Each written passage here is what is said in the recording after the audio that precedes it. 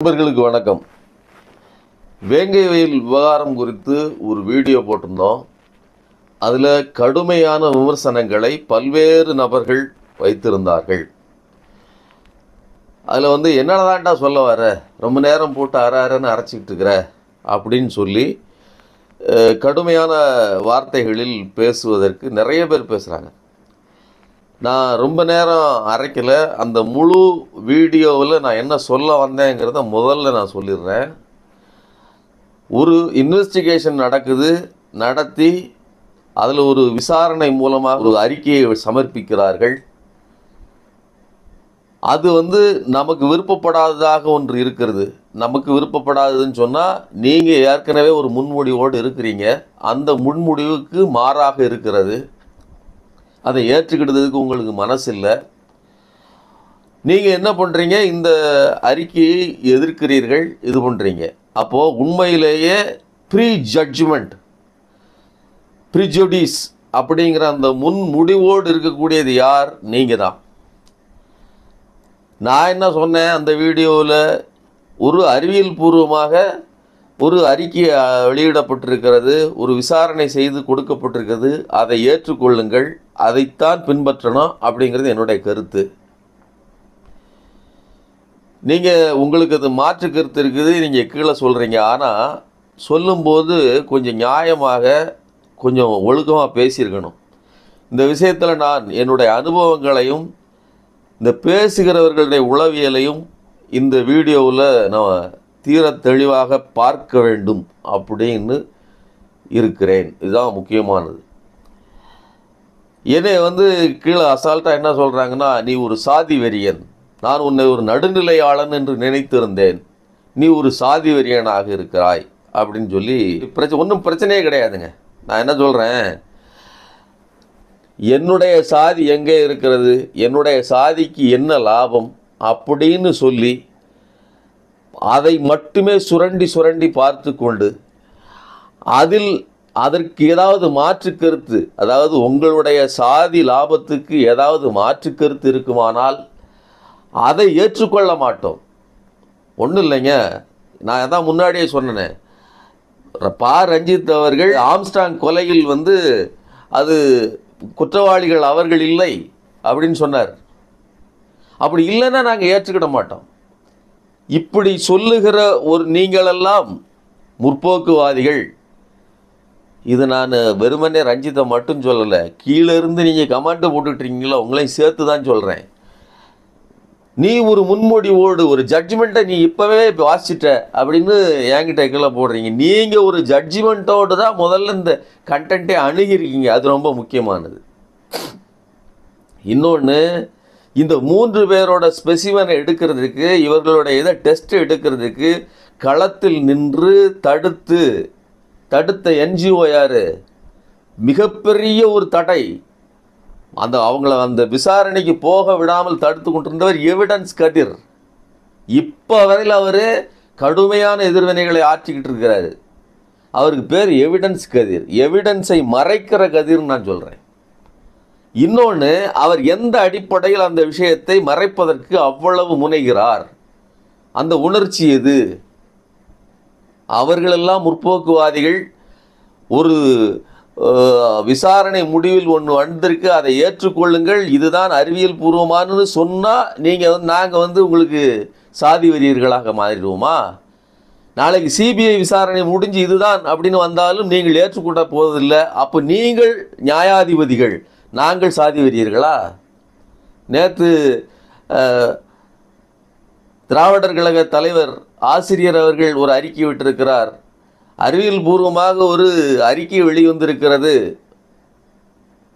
Police தரப்பிலிருந்து அதை ஏற்றுக்கொள்ளத்தான் வேண்டும் அப்படின்னு சொல்லியிருக்கார். அவர் ஒரு ஜனநாயக பூர்வமாக இதை ஏற்றுக்கொள்ளத்தான் வேண்டும் அப்படின்னு ஒரு வேண்டுகோள் விடுக்கிறார். நான் என்ன சொல்கிறேன், பெரியாரிஸ்டாகவோ இருந்தால் இவ்வளவு வேண்டுகோள்லாம் விடுக்க வேண்டியதில்லை. நேரடியாக சொல்லலாம். இதை மறுப்பதற்கு உங்கள்கிட்ட என்ன எவிடன்ஸ் இருக்குது? நீங்கள் என்ன நியாயமாக வச்சுருக்கீங்க?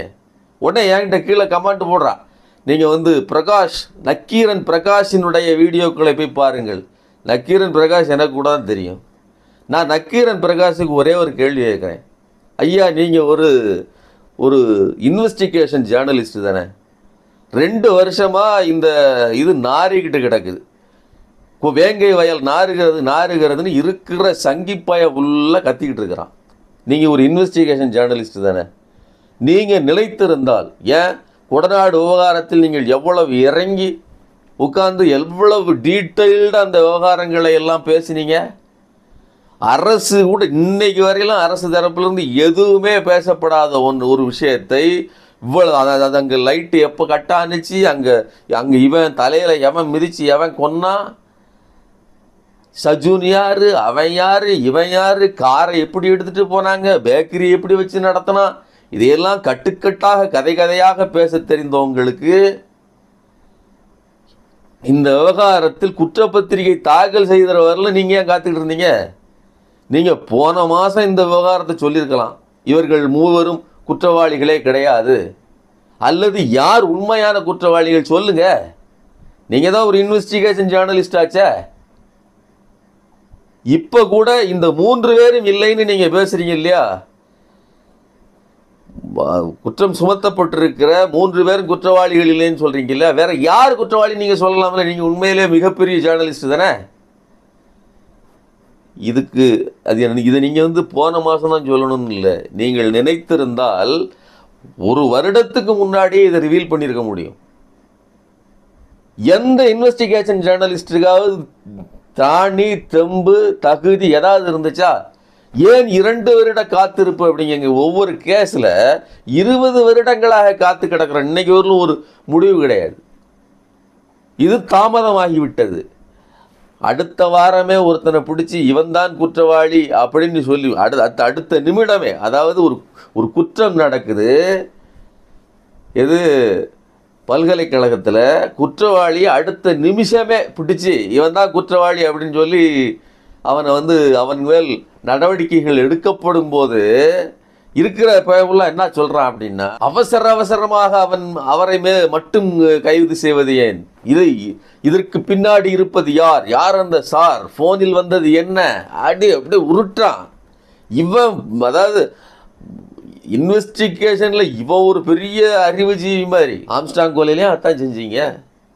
நான் என்ன சொல்கிறேன், ஒரு பக்கம் அதிமுக பாஜக எப்படி ஒரு நடவடிக்கையில் யார் அந்த சார்னு போகுதோ, அதே இதை அதுக்கு முன்னாடி ஆம்ஸ்டாங் கொலையில் செஞ்சது யார்?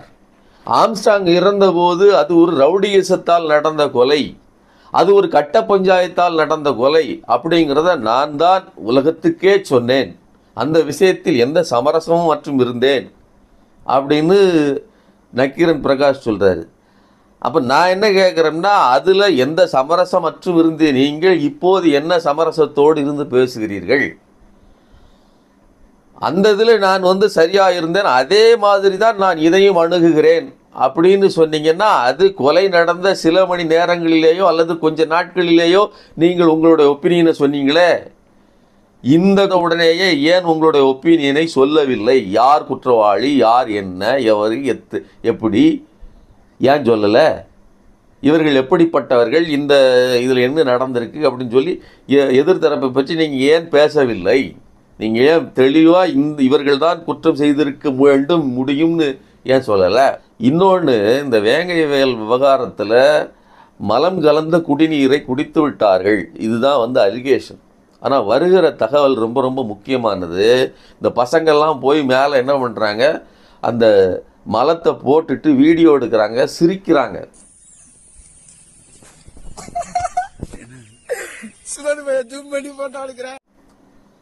சிரிச்சிட்டு, அதாவது அங்கே ஏற்கனவே தண்ணி நிரப்பப்படாத ஒரு டேங்கு, அந்த டேங்கில் தண்ணியை நிரப்பிட்டு இதை போட்டு வீடியோ எடுத்து இது ஏன் நடக்குது அப்படிங்கிறத நாம் மறுபடியும் அதை ரிவீல் பண்ணி சொல்லிடுவோம். பஞ்சாயத்து தலைவர் பத்மாவினுடைய கணவர் முத்தையா அங்கே ஏற்கனவே டேங்கை மெயின்டைன் பண்ணியிருக்கிட்டு இருக்கிற சண்முகங்கிற இந்த வேலையை விட்டு நீக்கிறாரு. இதற்கு பதிலாக வேற ஒருத்தரை நியமிக்கிறாரு. இந்த நியமனம், இந்த மாற்றம் இது இவர்களுக்கு பிடிக்கல. இது ஒரு பவர் பாலிடிக்ஸ், தனிப்பட்ட பவர் பாலிடிக்ஸ். நீ என்ன நியமிக்கிறது, எங்களுக்கு தேவையான ஆளை விடுத்து நீங்கள் வேறு ஆளை எப்படி நியமிக்கலாங்கிற ஒரு சண்டை, அதிகாரத்தில் நடக்கிற ஒரு போட்டி. இதில் தான் வந்து ஜீவானந்தம்ங்கிறவர் இன்றைக்கி குற்றம் சாட்டப்பட்டுகிற முரளிராஜாவினுடைய அப்பா சண்டையிடுகிறார்.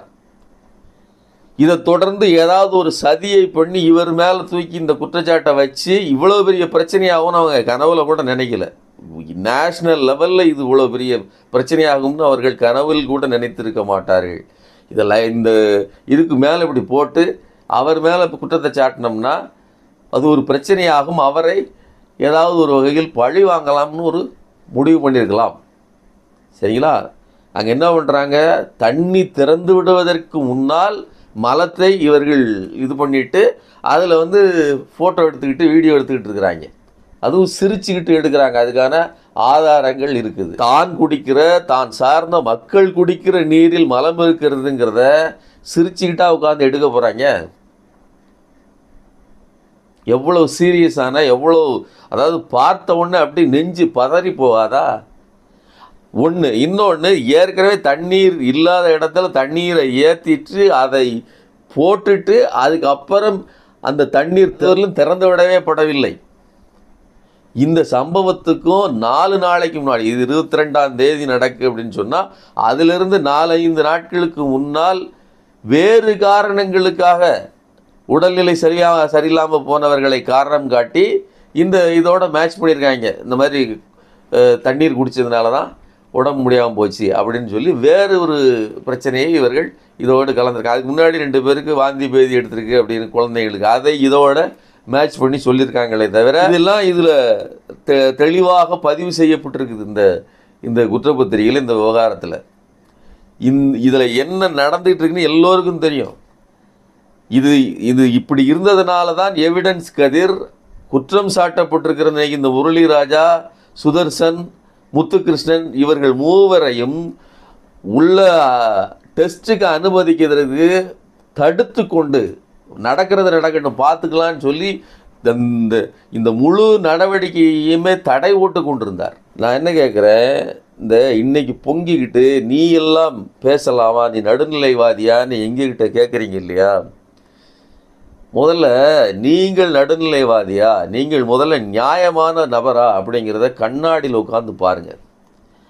இன்றைக்கி ஒரு குற்றம் நடந்திருக்கு, அது ஒரு தனிப்பட்ட வெஞ்சனால் 2 பேருக்கு, 2 குடும்பத்துக்கோ 2 குறிப்பிட்ட நபர்களுக்கு இடையில் இருக்கக்கூடிய ஒரு முரண்பாட்டினால அதை ஒரு ப்ரொபகண்டாவை மாற்றிடலாம், அவருக்கு எதிராக ஏதாவது பண்ணலாங்கிற நோக்கத்துக்காக நடந்ததை, அது 2 சமூகத்துக்கு இடையில் நடந்தது. அது ஒட்டுமொத்தம் இருக்கிற தலித் சமூகத்துக்கு எதிராக ஆதிக்க சமூகத்தால் நிகழ்த்தப்பட்டதுன்னு ஒரு நெரேஷனை சங்கி பயலுக்கு இந்தியா முழுவதும் கொண்டு போனால், இப்போ வரையில் அதை இழுத்து கொண்டு வந்து தமிழ்நாடு முழுவதும் பேசிக்கிட்டு இருக்காங்க, பண்ணுறாங்க.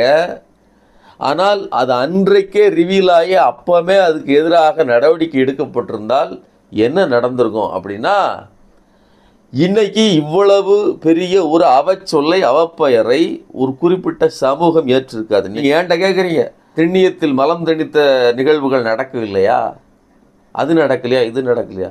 நான் ஒரு மேடையில் நம்ம தோழர்கள், மாகாயிகா தோழர்கள் பாதிக்கப்பட்ட நபர்களையே கூட்டிகிட்டு வந்து பேச வைத்தார்கள். எனக்கு நல்லா தெரியும். அவர் சொன்னார், இந்த மாதிரி ஒரு குடுக்கல் வாங்கல் பிரச்சனையில் பணம் கொடுக்க முடியாமல் நான் திணறிய போது என் வாயில் பீயை கரைச்சி ஊற்றிட்டாங்க அப்படின்னு சொல்லி பாதிக்கப்பட்ட நபரே சொன்னார். நல்லா கவனிச்சுக்கணும், பாதிக்கப்பட்ட நபர் ஒரு பக்கம் இருக்கிறாரு, பாதிக்கப்பட்ட நபர்களை காட்டி இன்னொரு பக்கம் குற்றத்தையோ அல்லது தங்கள் சுயலாபத்தையோ கொள்ளுகிற நபர்கள் ஒரு பக்கம் இருக்கிறாங்க. பாதிக்கப்பட்ட நபர் தான், அவரை கூட்டிகிட்டு வந்து மேடை ஏற்றி அவருக்கான நியாயத்தை வாங்கி கொடுக்கறதுக்கு மாகாயிகா செஞ்சுது, மேடை ஏற்றிச்சு. ஆனால் நாங்கள் தலித்தியவாதிகள்னு சொல்லுகிறவர்கள் இவர்களையெல்லாம் முன்னாடி கொண்டாந்து அவர்களுடைய பிரச்சனைகளை வெளியில் கொண்டாந்து வெளி உலகத்துக்கு காமிக்குதா அப்படின்னு கேட்டால் அது கிடையாது. இவங்க ஒரு பக்கம் போய் பழைய நடைமுறையில் பறையறைவதற்கு ஒருவர், ஊரில் செய்தி சொல்வதற்கு ஒருத்தர் இருக்கிறார் அப்படின்னு சொன்னால் அந்த வேலையை காலி பண்ணி அவருக்கு அதனால சில கொஞ்சம் வருமானம் வரும். அந்த வேலையை காலி பண்ணுறதுக்கு போய் வேலை செய்வாங்க. கவர்மெண்ட் ஜாப்பாக அது இருக்குது. அதில் முன்னாடி நியமிக்கப்பட்டவர்கள் அந்த வேலையெல்லாம் காலி பண்ணி அவர்களை, ஏன்னா அது ஒரு அங்கீகரிக்கப்பட்ட வேலையாக இருக்கிறது, பறையறைவதை அது தப்பு. அதை அது இப்போ ஒலிபெருக்கிலாம் வந்ததுக்கப்புறம் பறை ஏன் அறையணும்னு ஒரு லாஜிக்கான கேட்ட கேள்வி தப்பு இல்லை, சரிதான். ஆனால் அதன் மூலமாக ஒரு குடும்பம் ஒரு சில குடும்பங்கள் கொஞ்சம் வருமானம் பார்த்து ஏதோ பிழைப்பை ஓட்டி கொண்டிருக்கிறது, அவர்களை வேலையை பண்ணி விட்டுறீங்க. இன்னொரு பக்கம் என்ன பண்ணுறீங்க, இசை திருவிழாக்கள் அது இதுன்னு வச்சுட்டு பறை அடித்து இந்த பறையை ஒரு கலாச்சார அடையாளமாக முன்னிறுத்துகிறீர்கள். நான் என்ன கேட்குறேன், இப்படியே வச்சுக்கோங்க, நீங்கள் நடுநிலையாளர்கள், நீங்கள் சாதி ஒடுக்குமுறைக்கு எதிராக போராடுகிறவர்கள், அது நீங்கள் சொல்கிறீங்க. ஒரு நபர் அவர் தன்னை ஒரு சத்திரியராக, நாங்கள் ஒரு ஆண்ட பரம்பரை அப்படின்னு சொல்லிட்டு தங்களுடைய வாளை வைத்து கொண்டு, அது ஒரு சங்கத்தில் ஒரு சாதி சங்கமோ ஏதோ ஒரு அமைப்பு, ஒரு கூட்டமைப்பு வைத்து அதில் வாளை வைத்து கொண்டு ஆண்ட பரம்பரை அல்லது வாழ் அப்படின்னு வைத்திருந்தார்னா அது எவ்வளோ பெரிய கேவலமானது. அது பெருமை, அது ஒரு கலாச்சார அடையாளம்னு அவர் சொன்னார்னா அவரை நாம் தமிழ் பெருமை பேசுகிறவர்னு சொல்லுவோமா, அவரை ஒரு சாதி வெறியர்னு சொல்லுவோமா? இன்னைக்கு கூட செபஸ்டியன் சைமான் பனம்பால் தென்னம்பால் அப்படின்னு சொல்லி சாதி உணர்வோடு தங்களுடைய இனத்தவர்கள் அந்த கல் இறக்குகிற அந்த உரிமையை வாங்கி கொடுத்தால் இன்னும் கூடுதலாக அந்த இனம் வாழும், அவர்களுக்கு லாபம் கிடைக்கும், கூடுதலாக அவர்கள் வேறு வருமானங்களை பார்க்க முடியும்னு போய் சாதி உணர்வோடு போய் நின்று பனம்பால் தென்னம்பால் உருட்டிக்கிட்டு இருக்கானே, அவனுக்கும் அந்த சாதி வெறியனுக்கும் உங்களுக்கு என்ன வித்தியாசம்? பறை ஒரு கலாச்சார அடையாளம்னு போட்டால் தூக்கி அடிச்சிட்டு இருக்கீங்களே. இதில் சிபிஎம் தோழர்களை நான் பார்த்துருக்கிறேன், நிறைய பேர் பறையை அதை ஒரு பெரிய கலாச்சார அடையாளமாக. நான் மக்கள்கிட்ட ஒரே ஒரு விஷயம் சொல்கிறேன், as a Periyarist always be எ பெரியாரிஸ்ட். நான் ஒரு பெரியாரிஸ்ட், எப்போதும் பெரியாரிஸ்ட். பானை செய்து கொண்டிருந்த குயவர் ஒருவர் என்னைக்கு அந்த குயவர் அந்த பானையை விட்டுட்டு படித்து புத்தகத்தை தூக்கி அடுத்த கட்டமாக வாழ்க்கைக்கான தேவைக்காக வெளியில் வேலை செய்தாரோ அன்றுதான் அந்த சமூகத்தில் பிறந்த அவர் முன்னேறினார். என்றைக்கு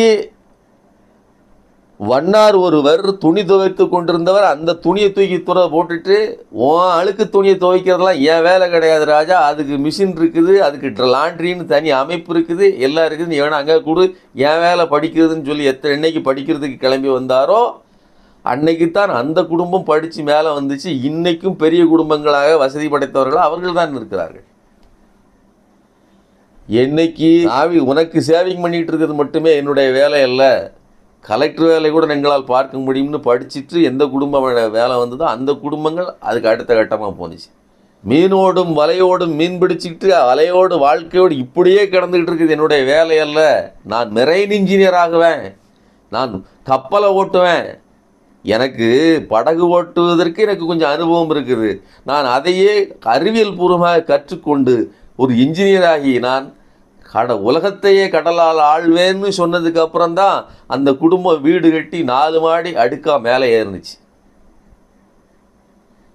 பனை ஏறுறது என் வேலை கிடையாது, பனை ஏறக்கூடாது அப்படின்னு கூட்டம் போட்டு, சாதி சங்கங்களாக இருந்தாலும் அவர்களுக்குள் பனை ஏறவே கூடாது அப்படின்னு கூட்டம் போட்டு தடுத்து நிறுத்தியதன் விளைவாக இன்னைக்கு வியாபார சமூகமாக மிகப்பெரிய இடத்துல படித்தும் தொழில் செய்தும் அந்த பனைமரத்தை விட்டுட்டு வெளியில் வந்ததுக்கப்புறம் தான் ஒரு சமூகம் வெளியில் வந்துச்சு.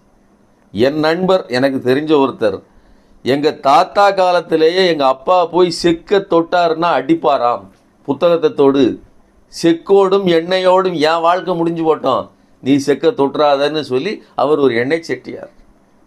இப்படி சாதிகளாக இந்த வேலையெல்லாம் உனக்கானது அப்படின்னு வகுத்து எண்ணெய் செட். நல்லா கவனிச்சுக்கோங்க, எண்ணெய் ஆட்டுவதற்கு இன்றைக்கி எலக்ட்ரிக் செக்கு வந்துருச்சு, மிஷின் வந்துருச்சு.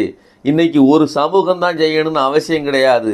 அது யார் வேணாலும் கொஞ்சம் இடம் கிடந்ததுன்னா மிஷினை தூக்கி போட்டுட்டு ஒரு வீட்டில் இருக்கிறவங்க அசால்ட்டாக செஞ்சு முடிச்சுட்டு டப்பாவில் எண்ணெயை போட்டு வாசலில் வச்சு விற்றுட்டு போகிறதுக்கான வசதி இன்றைக்கி இருக்குது. உலகம் எங்கேயோ போயிடுச்சு, அங்கே ஜாதி அடிவிட்டு போகிறது.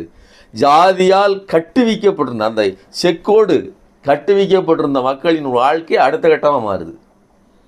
ஆனால் அதையெல்லாம் ஒரு ஃபியூடல், ஒரு பிற்போக்குத்தனமான சாதிய அடையாளமாக இருக்கும்போது பறைங்கிற ஒரு பொருள் மட்டும் எப்படி முற்போக்கின் அடையாளமாக இருக்க முடியும்? நான் சொல்கிறேன், கண்டிப்பாக அது ஒரு பிற்போக்குத்தனமான சாதிய அடையாளம். அதை தூக்கி வச்சுக்கிட்டு அடிச்சுக்கிட்டு அதை ஒரு பெரிய புரட்சிகர அடையாளமாக காட்டிக்கிட்டு நீங்கள் எங்களுக்கு ஜாதி வெறியர்கள் அப்படின்னு முத்திரை குத்துவீங்கன்னா நாங்கள் அதையெல்லாம் பார்த்து கொண்டு இருக்க முடியாது. பாரஞ்சித் சொல்கிறார், நீ சேரியெல்லாம் தயாராக இருக்கிறது, ஊருக்காரன் தான் தயாராக இல்லை, உனக்கு என்ன யோக்கியதை இருக்குன்னு கேட்குறாரு. நான் என்ன கேட்குறேன், இந்த சாதியினுடைய அடிப்படை பிரச்சனை என்ன? அது உட்சாதி வரையிலும் அந்த வேறுபாடு உண்டு. நீங்கள் சாதின்னு நேரடியாக பார்ப்பீங்க. முக்குலத்தூர்னு போனீங்கன்னா அதில் 3 பிரிவு, அந்த 3 பிரிவுக்குள்ளே உள்ள பிரிவுக்குள்ள பிரிவு, எல்லா பிரிவையும் பார்த்து பார்த்து தான் ஜாதியில் கல்யாணம் பண்ணிக்கிறான். எல்லா பிரிவையும் பார்த்து பார்த்து தான் அதாவது ஒதுக்கீடு செய்கிறான், துவேஷனம் பண்ணுறான், அசிங்கப்படுத்துகிறான். நீங்கள் எந்த சாதிக்குள்ளே போனாலும் சரி, நான் என்ன கேட்குறேன், நீங்கள் சார்ந்த சாதிக்குள்ளேயும் உட்பிரிவு உண்டு, அதுலேயும் இழிவு உண்டு, அதுலேயும் இழிவுபடுத்துகிறவங்க உண்டு. இன்னும் கூடுதலாக போமே, ஒன்றைக்கு கீழே அடுக்கடுக்காக கீழே அடுக்கப்பட்டிருக்கிறவர்கள் இருக்கிறார்கள். அருந்ததிய மக்கள் அடுக்கப்பட்ட மூட்டையில் அடிமூட்டை அப்படின்னு சொல்லி இந்த தத்துவத்தை நான் முதலில் கேட்டது அல்லது தொடர்ந்து கேட்டுக்கொண்டிருப்பது திருமாவளவன் அவர்களுடைய வாயிலிருந்து தான். ஆனால் அந்த மூட்டையிலேயே அடிமூட்டையாக இருக்கக்கூடியது யார்? அருந்ததிய மக்கள் தானே. அவர்களுக்கு 3% உள்ஒதுக்கீடு கொடுக்கும்போது பொங்கி எழுந்தது யார்? அதை நம்ம கேட்போம் இல்லையா? நான் என்ன சொல்கிறேன்னா, இந்த விவகாரம் மட்டும் இல்லை, நீங்கள் வேங்கை விவகாரமாக இருந்தாலும் சரி, ஆம்ஸ்டாங் விவகாரமாக இருந்தாலும் சரி, அல்லது 3% இடஒதுக்கீடு பிரச்சனையாக உள்ஒதுக்கீடு பிரச்சனையாக இருந்தாலும் சரி, இதிலெல்லாம் திருமாவளவன் அவர்கள் ஒரு முடிவை எடுத்து ஒரு காரணத்திற்காக அங்கே நிற்கிறார் அப்படிங்கிறத நான் எதிர்நிலையாக கருத மாட்டேன். என்ன காரணம்னா, அவருக்கு அந்த ஓட்டுக்கள் தேவைப்படுவது, அது ஒரு ஓட்டு கட்சி, அதுவும் குறிப்பிட்ட அந்த சமூகத்தினர் ஓட்டு போட்டுத்தான் அந்த கட்சி நிற்கிது. மற்ற சமூகத்தினரும் ஓட்டு போடணும், ஆனால் அந்த மற்ற சமூகத்தினர் மட்டுமே ஓட்டு போட்டு நிற்காது. அது அந்த கட்சியின் நிலை அதுதான். அப்போ அந்த இடத்தில் அவர் அந்த வாக்குகளை பாதுகாத்து கொள்வதற்கு அவர் அதுக்காக சில சமரசங்களை செய்து கொள்வார். அவருக்கு இந்த வேங்கை வயல் விவகாரமோ அல்லது 3% உள்ஒதுக்கீடோ அவருக்கு தெரியாதுன்னெலாம் கிடையாது. விளிம்பு நிலை மக்கள் பற்றி அவர்தான் நமக்கு அதிகமாக பாடம் எடுத்தவர், இப்போதும் பாடம் எடுத்து கொண்டிருக்கிறார். ஆனால் பிரச்சனைன்னு வரும்போது அவர் மல்லிகார்ஜுன கார்கே அவர்களை போய் சந்திப்பதும் வடநாட்டு தலைவர்களை எல்லாம் சந்திப்பதும் அது அவருடைய அந்த பொசிஷனில் இருக்கக்கூடிய பிரச்சனை. நான் அவரை ஒரு நாளும் நான் இதை பார்த்ததில்லை. இன்னொரு முக்கியமான விஷயம், இந்த 3% இடஒதுக்கீடு வழங்கும் போது அருந்ததிய சார்பாக ஒரு வாதம் முன்வைக்கப்பட்டது. என்ன அப்படின்னா, ஆதிக்க தலித்துகள் அப்படிங்கிற ஒரு வார்த்தையை வச்சாங்க. அதை கூட நான் கேட்கும்போது சரியாக தான் தெரிஞ்சுது. ஆமாம், ஆதிக்க தலித்துகள் அப்படிங்கிற வார்த்தையை வைத்தா அவர்கள் எல்லா மாநிலத்திலும் இருக்கிறாங்க. இப்போ ஊபி மாயாவதி அவர்களுடைய ஆதிக்க தலித்து தானே, ஒரு பெரிய கூட்டம், அதாவது கூட்டம் அதிகமாக இருந்தால் இந்த ஜனநாயகத்தில் ஒரு வலு இருக்கு இல்லையா, அந்த அடிப்படையில் இவர்கள் இயங்குகிறார்கள் அப்படின்னு அவர் ஒரு விமர்சனம் வச்சார். ஆனால் ஆஸ் எ பெரியாரிஸ்ட் மறுபடியும் நான் அதை சுரண்டி பார்க்கிறேன். ஆதிக்கம் அந்த வலு இருக்கிறது சிறந்தது, நல்லது. அதுதான் இந்த அரசியலில் பேர வலிமையும் சண்டையிடுவதற்கான ஆற்றலையும் தரும். 3% உள்ஒதுக்கீடுங்கிறது திமுகவினுடைய அந்த சமூக நீதி கொள்கையிலிருந்து வந்தது அப்படின்னு சொன்னால், எல்லா காலத்திலும் எல்லா இடஒதுக்கீடு எல்லா விஷயமும் ஒரு ஆண்டை மாதிரி கருணையில் இருந்து பிறப்பதாக இருக்க முடியாது. அது சண்டையில் இருந்து பிறப்பதாக, உரிமையை கேட்டு பெறுவதாக, கேட்பதற்கான வலு உள்ளதாக இருக்கணும். அதுக்கு எண்ணிக்கையும் ஆதிக்கமும் தேவைப்படுகிறது. அதனால் நான் ஒரு காலமும் இந்த மக்களினுடைய ரெப்ரசன்டேஷனை நான் குறைத்து மதிப்பிட்டதே கிடையாது. அவர்களை தலைவராக ஏற்றுக்கொண்டிருப்பதும் அவர்களுக்கு தெளிவான ஒரு தலைவராக இருப்பதும் அதை நான் வரவேற்கிறேன். அதுதான் சரியான முடிவு. அவர்களுடைய நடவடிக்கைக்கு இன்றைக்கு இங்கே இருக்கக்கூடிய சூழலுக்கு எல்லாவற்றுக்கும் அதுதான் சரியானது. திருமாவை முதல்வராக்க வேண்டும் அப்படின்னு கீழே கமெண்ட்லாம் போடுறாங்க. அதெல்லாம் என்ன உளவியல்னு எனக்கு தெரியல. என்னத்தை சொல்கிறது? அது முழுக்க முழுக்க சாதி பற்றி தவிர வேறு என்ன? இவர் மட்டுமே தலைவர், இவருக்கு மட்டும்தான் அந்த உரிமை இருக்கிறது, அவரை போல் ஒரு தலைவர் உண்டா அப்படின்னு புகழ்வதன் பின்னணியில் தகுதி இருக்குங்கிறதெல்லாம் தாண்டி அதை நீங்கள் சொல்கிறீர்கள் இல்லையா, அதை வியந்தோதி பேசுகிறீங்க இல்லையா, அதுக்கு பின்னாடி என்ன இருக்குது? அந்த சாதி உளவியலை தாண்டி வேறு என்ன இருக்குது? அதனால் இவர்கள் நம்மை சாதி வெறியர்கள் அப்படிங்கிறாங்க. சரி, இப்போ அவர் ஒரு இதை வைக்கிறார், பவர் அதிகாரம் எங்களுக்கு பகிர்ந்தளிக்கப்பட வேண்டும் அப்படின்னு சொன்ன ஒன்று ஒரு மாற்றம் நடக்குது.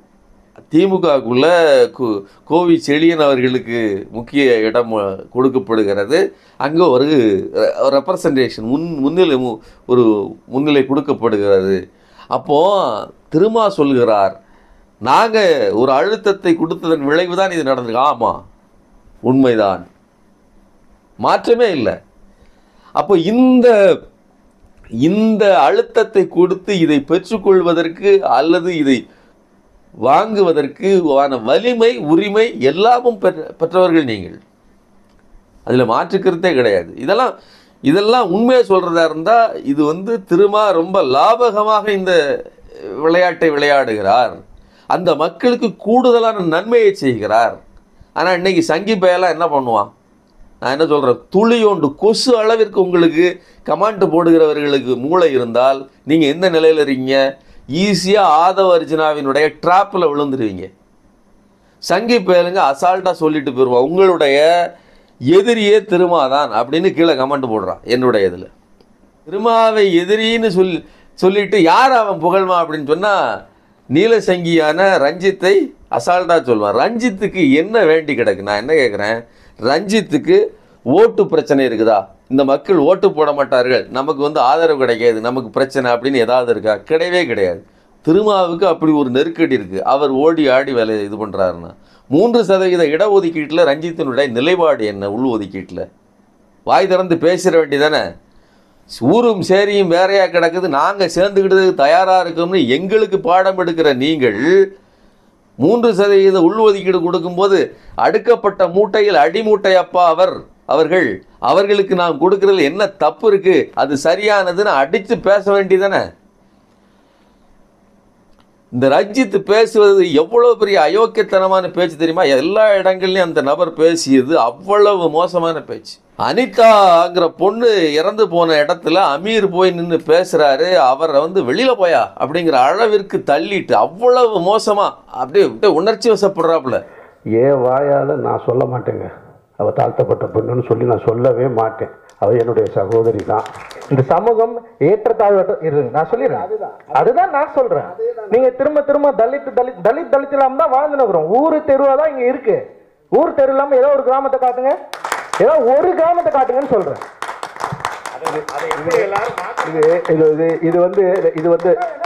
இது 2000 வருஷம் கோபம். நீங்க பூச்சாண்டி காட்டுக்கு போறீங்க.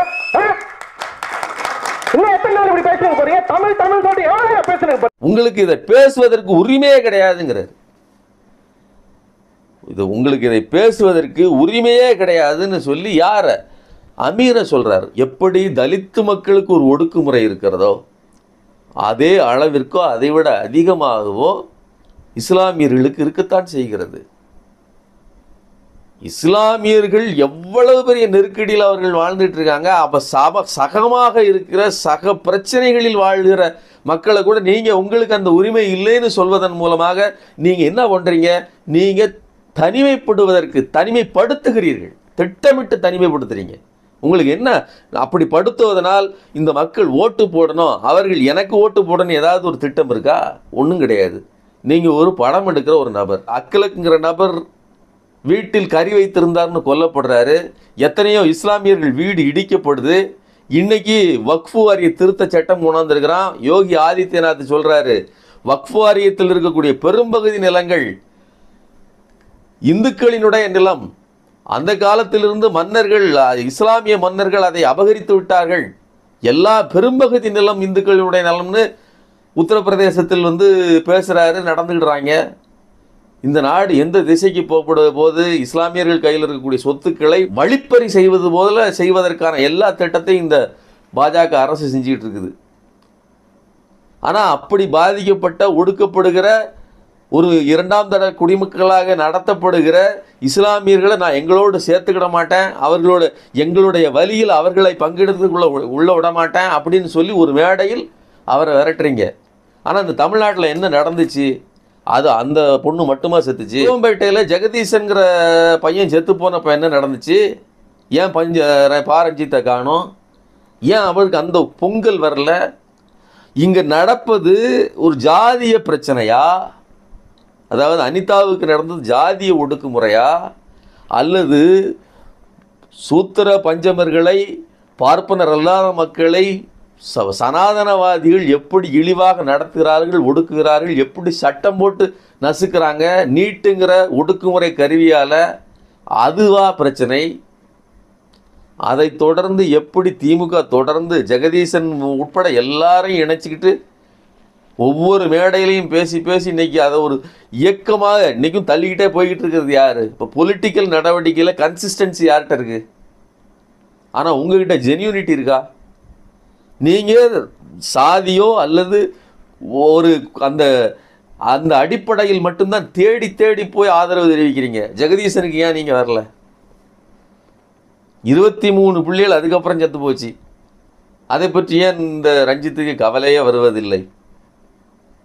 அப்போ யார் உண்மையிலேயே சாதி வெறியர்கள்? வேங்கை விவகாரத்தில் வாய விடுறீங்க, ஆம்ஸ்டாங் விவகாரத்தில் இவர்கள் குற்றவாளி இல்லைன்னு பேசுகிறீங்க, அண்ணன் அப்படின்ட்டு வந்து அழுகிறீங்க, உணர்ச்சி அன்பாவது பாண்டிங்கோட கத்துறீங்க, எல்லாம் ரைட்டு.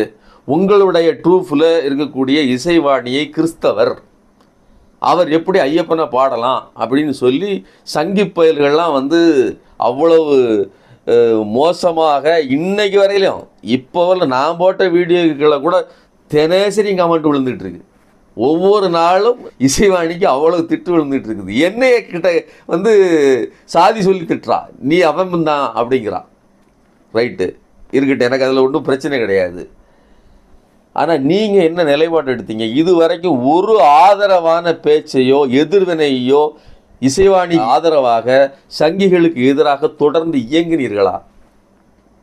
நீங்கள் போற்றக்கூடிய மேடையில் ஏறிட்டா ஜெய்பீம் ஜெய்பீம் ஜெய்பீம், அதாவது அம்பேத்கரே எங்களுடைய சொத்து, உங்களுக்கு இதில் உங்களுக்கு இதில் பங்கே கிடையாதுங்கிற மாதிரியான ஒரு ஆட்டிடியூடை நீங்கள் வந்து குறிப்பாக இந்த கூட்டம் தான் பண்ணிகிட்டு இருக்குது.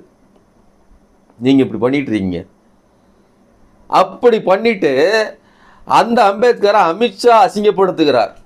ஒட்டுமொத்த இந்தியாவும் கொந்தளிக்குது. நீங்கள் என்ன பண்ணுறீங்க அப்படின்னு சொன்னால், அம்பேத்கரை தொட்டால் என்ன நடக்குன்னு தெரியுமில்ல, அது இப்படி தான் நடந்துகிட்ருக்கு அப்படின்னு சொல்லிட்டு அதை வந்து ஒரு ஸ்டேட்மெண்ட் விடுறீங்க. அம்பேத்கரை தொட்டால் என்ன நடக்கும் அப்படின்னு. அம்பேத்கரை தொட்டால் என்ன நடக்குன்னு சண்டைலாம் போட்டிருக்கணும், நீங்கள் வீதிக்கெல்லாம் வந்திருக்கணும் அமித்ஷாவுக்கு எதிராக. இப்போது எந்த அளவிற்கு ஏமாத்துறது உண்மை, அதாவது அமித்ஷா அப்படிங்கிற அந்த ஒடுக்குமுறை கருவியை நினைத்தாலே எனக்கு பயம் வருகிறது அப்படிங்கிற நிலைமையிலிருந்து தானே உங்களால் அதையெல்லாம் எதிர்த்து பேசுவதற்கு முடியல. விஜய் வந்து அறிக்கை விட்டதற்கும் நீங்கள் பேசியதற்கு என்ன வித்தியாசம்? ஒன்றுமே கிடையாது. அப்போ 2 பேருமே அம்பேத்கரை கைவிட்டு விட்டீர்கள் அந்த இடத்துல. அப்போது இசைவாணிக்கு வர்றது கிடையாது, சங்கிகளோடு சண்டையிடுவதற்கு திராணி கிடையாது. அதே மாதிரி அம்பேத்கர் விவகாரத்தில் பருப்பொருளாக எந்த ஒரு நடவடிக்கையும் போராட்டத்தை எடுக்கிறது கிடையாது. அதே இது நான் வந்து ஆம்ஸ்டாங்குக்காக ஊர்வலம் போவேன், அந்த கேஸ் என்னவாதி போய்கிட்டு இருக்குது. அது ஒரு ரவுடிசத்தால் கட்ட பஞ்சாயத்தால் வந்த கொலை, அதுக்கும் ஜாதி இதுக்கும் எந்த பிரச்சனையும் இதுவும் கிடையாது. அது பணத்தை பட்டுவாடா செய்து கொள்வதில் நடக்கக்கூடிய உள்குத்து. அப்படி தானே அந்த கேஸோடைய இது நகர்ந்துக்கிட்டு இருக்குது. இப்போ நீங்கள் உங்களுடைய அந்த இது வந்து என்ன, உங்களுடைய ஸ்டேட்மெண்ட் என்ன? விசாரணை சரியாக நடக்கவில்லை சொல்லுவீங்களா நீங்கள்? அப்போது பார்த்து பார்த்து எது தனக்கு பாதமில்லாத ஒரு இடம், எதில் நாம் பேசினா லாபம் கிடைக்கும், எதில் பகுமானமாக இருக்கிற இங்கே இருக்கக்கூடிய சிறுபான்மையினர், ஒடுக்கப்பட்டோர், பிற்படுத்தப்பட்டோர், இவர்களின் நலனை பேணுகிற அரசாக இது இருக்குது. இவர்களுக்கு வேறு எந்த கேந்திரமும் கிடையாது. சென்ட்ரல்லையும் கிடையாது, கீழேயும் கிடையாது, மேலேயும் கிடையாது. மக்கள் ஓட்டு போட்டால் மட்டும்தான் நாங்கன்னு இருக்கக்கூடிய அந்தரத்தில் இருக்கக்கூடிய ஒரு கட்சி திமுக. இந்த திராவிட கருத்தியல் இதை அடித்து உடைக்கணும். இதை அடித்தா எவனும் கேட்க மாட்டான். இது வந்து கேட்பாரற்ற பிள்ளை, யார் வந்தாலும் அடிக்கலாம். அப்போது நாம் இதை வந்து ஈஸியாக அடிப்போம். அமித்ஷாவை கேள்வி கேட்க மாட்டோம். சங்கிகளை எதிர்த்து இசைவாணிக்கு ஆதரவாக பேச மாட்டோம். சரிங்களா? இதையெல்லாம் வச்சுக்கிட்டு நீ சேரிக்கிட்ட வர்றதில்ல, நான் ஊரும் பிரித்து வச்சது நீங்கள் தான்டா அப்படின்னு ஈஸியாக வந்து இது பண்ணுவீங்க. ஒரு விஷயத்தை நான் சொல்கிறேன், என்ன அப்படின்னா, ஆர் ராசா அவர்கள் சொல்வார், ஒரு பார்ப்பனியம்னா என்ன? ஒரு பார்ப்பனர் ஒரு செட்டியார்கிட்டையோ ஒரு வெள்ளாளர்கிட்டையோ தன்னுடைய ஆதிக்கத்தை, தன் சாதிய மேட்டிமையை நிறுவினார் என்றால் அங்கே இருப்பது பார்ப்பனியம். ஒரு செட்டியாரோ ஒரு பிள்ளமாரோ அதுக்கு கீழே இருக்கக்கூடிய நாடார்கிட்டே தேவர்கிட்டே தன்னுடைய ஆதிக்கத்தை, அதிகாரத்தை நிறுவினார்கள் என்றால், காட்டினார்கள் என்றால் அதுக்கு பேர் பார்ப்பனியம். அந்த நாடாரோ தேவரோ அதற்கு கீழே இருக்கக்கூடிய பல்லர்கிட்டையோ பறையர்கிட்டையோ தன்னுடைய அதிகாரத்தை காட்டினால் அங்கே இருப்பது பார்ப்பனியம். அந்த பல்லரோ பறையரோ அதற்கு கீழே இருக்கக்கூடிய அருந்ததியரிடம் தன்னுடைய அதிகாரத்தை காட்டினால் அவர்கள் பார்ப்பனியத்தை பின்பற்றுகிறார்கள் பொருள்னு பேசுகிறார். இதுதான் ஒரு திமுக திராவிட கருத்தியல் கொண்ட ஒரு நபருடைய பேச்சு. இன்னும் சரியாக சொல்கிறேன், அவர் எந்த இடத்திலும் தன்னை அவர் வந்து ஒரு அறிவு ஜீவியாக தான் பேசிக்கிடுவாரே தவிர தன்னை ஒரு தலித்திய அடையாளத்தோடு காட்டிக்கொள்ள மாட்டார். இந்த சமூகத்தில் எல்லாமும் இருக்குது, ஆனால் அவர் ஒரு ஜட்ஜு, அதாவது ஒரு நடுநிலையோடு தான் அந்த ஆய்வுபூர்வமாக தான் பேசுவார். இதுதான் இந்த சமூகத்தை வளர்த்தெடுத்து கொண்டு வந்திருக்கிறது. இதுதான் அவரையும் வெற்றி பெற செய்திருக்கிறது, இந்த சமூகத்தையும் வெற்றி பெற செய்திருக்கிறது. ஆனால் அவரை வந்து என்னென்னா திமுக எம்பி அப்படின்னு ஒரு வாரம் கட்டிடுவாங்க. வடக்க போனால் அவன் சொல்லுவான் தலித் அப்படின்பா. சரிங்களா? ஆனால் அவர் பார்ப்பனியத்தை எவ்வளவு தெளிவாக புரிஞ்சு வச்சிருக்கிறாரு. ஆனால் நீங்கள் என்ன பண்ணுவீங்க, 3% உள்ஒதுக்கீடு விவகாரத்தில் வாய் திறக்க மாட்டீங்க. மற்ற நேரத்தில் அனிதாவுக்கு போய் நின்று அனிதாவை உள்ளே இழுத்துக்கொள்வீர்கள். இப்போ நீங்கள் சாதி வெறியர்களா, நாங்கள் சாதி வெறியர்களா? சொந்த ஜாதிகாரன்ட்ட, சொந்த மாம மச்சான்ட்ட செருப்படி வாங்கிக்கிட்டு ஒவ்வொரு நாளும் போய் ஹோட்டலில் உட்காந்துட்டு ஒரு வருஷத்துக்கு ஒருக்கா ஊருக்கு போகிறோம். எங்கேயாவது ஒரு மால்லையோ எங்கேயாவது ஒரு இடத்துல 1 மணி நேரம் உட்காந்து சாப்பிட்றதுக்கும் இருக்கிற நேரத்தில் அவன் பேச ஆரம்பித்தோம்னா வறுத்து எடுக்கிறது முதல்ல என்னத்தான். அவன் அவ்வளவு கேள்வி கேட்குறான். அவன் சங்கியாகி போட்டாங்கிறது அது வேற, அவனை நான் எப்படி வேணாலும் டீல் பண்ணிக்கிடுவேன். ஆனால் அது எல்லாம் ஏன் நடக்கிறது? நானும் ஒரு சங்கியாகி போயிருந்தால் 2 பேரும் ஜாலியாக சிரிச்சுக்கிட்டு பேசியிருந்துருப்போம். என்ன 24 மணி நேரமாக அவனும் கிறுக்கனாக இருந்து இப்போ போஸ்ட் போட்டுக்கிட்டு இருக்கிறான், அவனுக்கு எதிராக நாங்களும் உட்காந்து சண்டை போட்டுக்கிட்டு இருக்கிறோம்.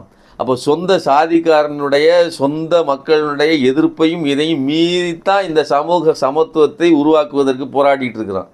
இதில் என்ன வேடிக்கை அப்படின்னு சொன்னால், இது வந்து ஒரு பெருமிதத்துக்குள்ள விஷயம் இல்லை. நான் ஏதோ பெரிய இதை இழந்துட்டோம் அப்படின்னு நான் பேசலை. எந்த இடத்தில் ஒரு சாதியினுடைய தன்மை இருக்குதோ அதற்கு கீழும் 10 ஜாதிகள் இருக்கிறது, அதற்கு மேலும் 10 ஜாதிகள் இருக்கிறது. கீழே இருக்கிற 10 ஜாதிகளுக்கான சம உரிமையை, சமத்துவத்தை, சகோதரத்துவத்தை, ஃபெட்டர்னிட்டியை உத்தரவாதப்படுத்துகிற ஒருவனால் மட்டும்தான் மேலிருந்து ஆதிக்கம் செலுத்துகிற நபர்கள்ட்டையும் உரிமையை கேட்கிற சண்டையிடுகிற ஆற்றல் வரும். அந்த அடிப்படையில் தான் நாம் போராடிக்கிட்டு இருக்கிறோம். ஆனால் நீங்கள் என்ன பண்ணுறீங்க, அனிதா விவகாரத்தில் சகமாக பாதிக்கப்பட்டிருக்கிற, உதவிக்கரம் நீட்ட வருகிற, சேர்ந்து போராட வருகிற அமீரோடு சண்டையிடுகிறீர்கள். உனக்கு இதில் என்ன தெரியும் எங்களுடைய உணர்ச்சி அப்படின்னு அவரை அப்படியே கொந்தளிக்கிறீங்க. அப்போது மேலேயோ கீழேயோ சகமாகவோ ஆதரவாகவோ வருகிறவர்களையெல்லாம் அடித்து விரட்டிவிட்டு நாங்கள் தான் உண்மையான உணர்வாளர்கள்னு காட்டிக்கொள்வதில் உங்களுக்கு ஏதோ பெரிய லாபம் இருக்கிறது. அது சாதி உளவியலில் தான் இருக்கிறது. அப்போ மீண்டும் மீண்டும் நீங்கள் சாதி வெறியர்களாக இருக்கிறீர்கள். ஒரு இசையை ரசிக்கிறதுல கூட உங்களுக்கு ஒரு நடுநிலையோ நேர்மையோ கிடையாது. இசையை இசைஞானியினுடைய இசையை எல்லாரும் ரசித்தாங்க. இதுவரைக்கும் இசைஞானியை ஒரு சாதாரண மக்கள் யாருமே தலித்துன்னு பார்த்தது கிடையாது. அவர் எம்பின்னு கூப்பிட்டு கௌரவிக்கிறோன்னு சொல்லி அசிங்கப்படுத்தியது யார்? இந்த பாஜக. கூப்பிட்டுட்டு போய் அங்கே கொடுத்து அவரை ஃபெலிசிட்டேட் பண்ணிவிட்டு அங்கே இருக்கக்கூடிய வட இந்திய ஊடகங்கள்லாம் என்ன டைட்டில் போட்டுச்சு? தலித். அப்படி தான் போட்டான். இங்கே யாருமே அப்படி பார்த்ததில்லை. ஆனால் நீங்கள் என்ன பண்ணீங்க? நீங்களும் அதே அடிப்படையில் தான் அவரை ஆதரித்தீர்கள். அப்போது சங்கிக்கும் உங்களுக்கு எவ்வளோ ஒற்று போகுது பாருங்கள். இளையராஜாவினுடைய இசையை ரசிக்கிறோம், அவருடைய பேச்சை ரசிக்கவில்லை, இவ்வளோதான் நான் எங்களுடைய ஸ்டேட்மெண்ட்டு. இளையராஜாவினுடைய இசையினுடைய நயத்தை ரசிக்கிறோம், அவருடைய கருத்துக்களில் இருக்கக்கூடிய அதை நாங்கள் ரசிக்கவில்லை, அவருடைய ஒப்பீனியனை நாங்கள் ரசிக்கலை, அதை நாங்கள் ஏற்றுக்கிறது இல்லை.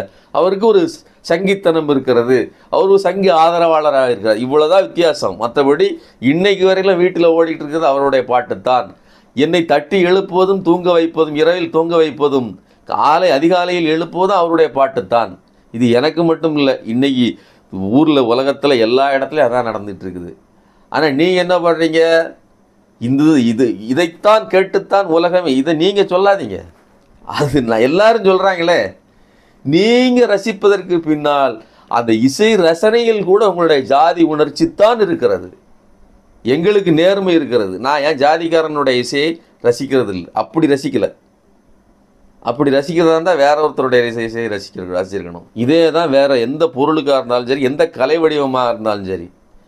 இந்த கவிஞரினுடைய இசை கவிதையெல்லாம் நல்லா இருக்குன்னு சொல்லி நான் வைரமுத்தை புகழ்ந்துட்டு இருக்கேன். அவர் என்னுடைய ஜாதிக்காரர் கிடையாது, சரிங்களா? ஆனால் நீங்கள் முழுக்க முழுக்க ரசிப்பதற்கு ரசனையின் பின்னாடி கூட சாதியை வைத்து கொண்டிருக்கிறீர்கள். அடையாளத்தில் பறையை முன்னிறுத்துவதில் நீங்கள் தெளிவாக இருக்கிறீர்கள். நான் என்ன சொல்கிறேன்? முதல்ல முற்போக்குங்கிறதே அந்த வார்த்தையை தூர போடுங்க. பறைங்கிறது ஒரு ஃபியூடல் பிற்போக்குவாதத்தின் அடையாளம், அது தூக்கி தூர போடுங்க. அது எப்படி பனை மரத்தை தூக்கிக்கிட்டு ஒருத்தன் வாரானோ, அது எப்படி கடந்த கால குயவராகவோ அல்லது ஒரு வாழேந்திய சமூகமாகவோ அதையெல்லாம் தங்களுடைய அடையாளம்னு தூக்கிட்டு வரானோ, அதுக்கு நிகரான ஜாதி அடையாளம் தான் அது. தூக்கி தூர போடுங்க.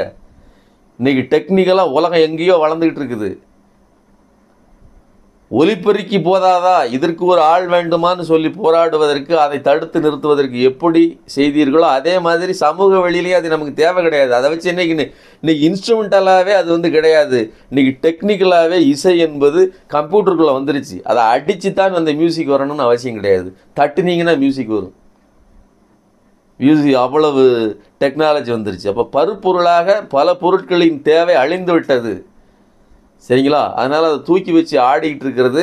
அப்போ அதுக்குள்ளே இருக்கிறதும் சாதிய உளவியல் தான். இவ்வளவு சாதி பிடிப்பு, சாதி பற்றுதலோடு இருந்துக்கிட்டு சாதியெல்லாம் எதிர்த்து போராடி கொண்டிருக்கிற, சண்டையிட்டு கொண்டிருக்கிற நபர்களை பார்த்து அசால்ட்டாக சாதி வெறியர்கள்னு பேசிட்டு போக முடியும்னு சொன்னால், இது ஒரு வீடியோ இல்லை, இன்னும் பல வீடியோக்கள் தொடர்ந்து வந்துக்கிட்டே இருக்கும். மன்னிச்சுக்கங்க, மனசை கல்லாக்கிக்கங்க. எந்த விதத்தில் நீங்கள் இன்றைக்கி நீங்கள் தைரியம் இருந்தால் இந்த வீடியோக்கு கீழே கமெண்ட் போடுங்க. உங்கள் கமெண்ட்டுக்கு நான் பதில் சொல்லுகிறேன். என்கிட்ட அவ்வளவு ஆதாரம் இருக்கிறது. உங்களுடைய சாதி உணர்வு எவ்வளவு வலுவானது. நீங்கள் சாதி பார்த்துத்தான் எல்லாவற்றையும் ரசிக்கிறீர்கள், எல்லாவற்றையும் உள்வாங்குகிறீர்கள், எல்லா பிரச்சனைகளிலும் வருகிறீர்கள்.